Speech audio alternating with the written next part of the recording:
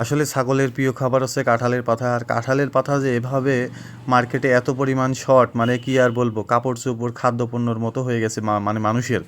মানে কাঁঠালের পাতা আর বাজারে এখন বিক্রি করতে পারছে না বলতে নেই, মানে এমন অবস্থা হয়ে গেছে। আপনারা তো মূলত জানেন যে আমি প্রতিদিন 6 টাকা করে পাতা নিয়ে আসি, কিন্তু এই শীতের মধ্যে বুঝলাম না, মানে আমি 3টা জায়গা থেকে পাতা নিই, 3টা জায়গার একটা জায়গায়ও কোনো জায়গায় কোনো পাতা খুঁজে পেলাম না। আমি সে 1 লিটার তেল পুরে রাত্রে অন্ধকারে সে চলে গেছিলাম যে পাতা নেওয়ার জন্য, কিন্তু কোনো জায়গায় পাতা নেই, কি আর করার। তাই সরাসরি একবারে চলে গেলাম যে সাদা ব্রিজ নামে আমাদের এখানে একটা জায়গা আছে, তো ওখান থেকে যে দেখছি যে আপনার ঘাস বিক্রি করছে। শীতের সময়, শীতের এই মৌসুমটাই এরকম আমাদের ঘাস প্রতিনিয়তই বিক্রি হয়, শুধু শীতের সময়, গরমের সময় কিন্তু না। শীত হলেই কিন্তু এই ঘাসটা আমাদের বিক্রি হয়।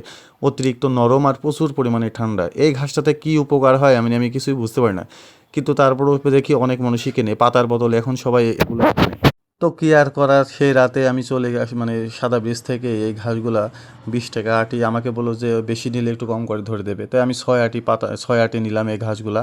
এই ঘাস যে কী পরিমাণ ঠান্ডা, আপনারা যদি কেউ কিনে থাকেন সে অবশ্যই বুঝতে পারবে যে এত পরিমাণে ঠান্ডা। আর এমনিতেও আমাদের এখানে অনেক রোদ নেই, আপনাদের ওদের এলাকায় রোদ আছে কিনা জানি না, আমাদের এখানে রোদ না থাকার কারণে আমি এই অবস্থায় এসে ঘাস চুরাইছি। তো ঘাস চুরানির পরে মনে করেন যে এত পরিমাণে আমার হাত ঠান্ডা হয়ে গেছিলো, মানে ফুকসা পড়ার অবস্থা। তো 6 আটি কিনে নিয়ে আসলাম, নিয়ে এসেই চুরিয়ে দিয়ে খাচ্ছি, বেশ ভালো খাচ্ছিল ঘাস। ঘাস, ছাগল জিনিস, ঘাস পাতা এগুলোই মনে করেন যে তার প্রিয়। নিয়ে এসে চুরিয়ে দিয়ে একদম ঝপাঝপ খেয়ে নিল। তো আমি তো আর কোনো পশু পাখির কষ্ট মানে বুঝতে পারি না, আপনারা তো সবাই জানেন কম বেশি।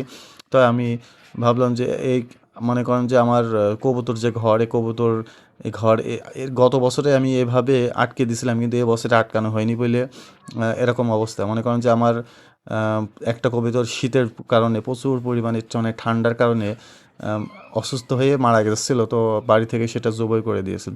তো কী আর করা, তাই এই বুদ্ধিটাই করতে হলো যে পশু পাখিতে কষ্ট দিয়ে লাভ নেই, সব আটকে দিয়ে জানালাটা মানে দরজাটা আটকিয়ে দিয়ে সুন্দরভাবে উপরে আমি আপনার এই এই ঢাকনাটা সুন্দরভাবে মানে কাগজ দিয়ে দিলাম, যাতে ওদের কষ্ট না হয়, বাতাসটা না ঢুকতে পারে। তা আমার আবার ঘরটা এত উঁচা, মানে মই দিয়ে ওঠা ছাড়া মানে উপায় নেই। যে পরিমাণে আমার বাড়িতে বিড়াল, সে পরিমাণে মানে প্রচুর পরিমাণে বিড়াল, সবাই খেয়ে খেয়ে নেয়, তাই এই ব্যবস্থা করতে